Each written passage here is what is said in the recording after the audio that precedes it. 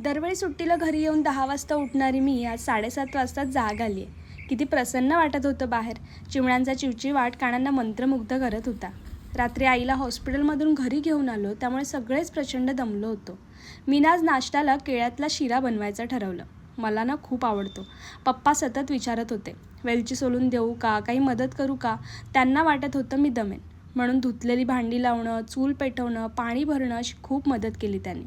ते खरे alpha male आहेत. मला कौतुक वाटतं त्यांचं.